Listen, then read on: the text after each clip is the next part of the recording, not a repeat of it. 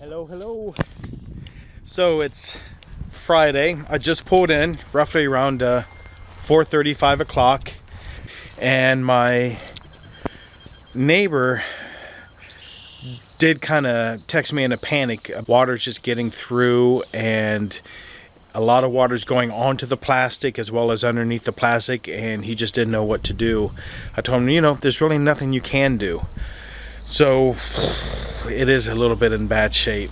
My neighbor was kind enough to allow me, are you sick of me saying my neighbor? He was kind enough to loan me his wet dry vac, to try to clean some of this mess up. Take a look at this. Yeah, it's flooded pretty good. I can see where it got underneath some, but then the other nice spots, it didn't. But it's going to take me a little while to clean this up. Well, I pulled the plastic back. Yeah, that doesn't look good. Now, I did put the sealant on it, but it still doesn't look good. Need to get the plastic up all together out of there and kind of do it in sections, pull it up, and let the water gather in certain spots, and then suck it up with the wet vac and just keep moving until I have all the plastic up. Now, I stapled it down. I didn't want to nail it, of course, so I did staple it down, so it's not that hard getting it up.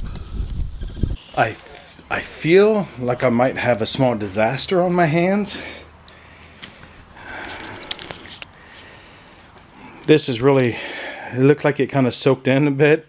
I took the wet vac to it, and I'm thinking I'm even sucking up some of the pieces of wood that was.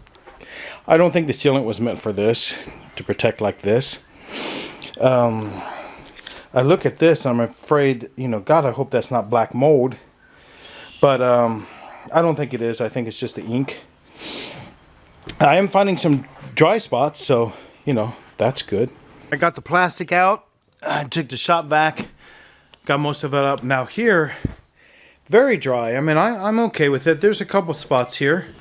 I'll let that dry out, not that I have the plastic out of the way.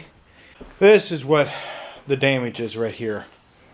So we'll see how that goes. Now, I figured out what happened. See, this here is on a slope. It's sloping from the south to the north.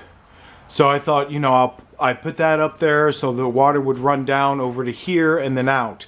Well, what happened, it ran down just like it was supposed to. However, when it was running down, it spilled. It spilled into the house right there, and that's what happened.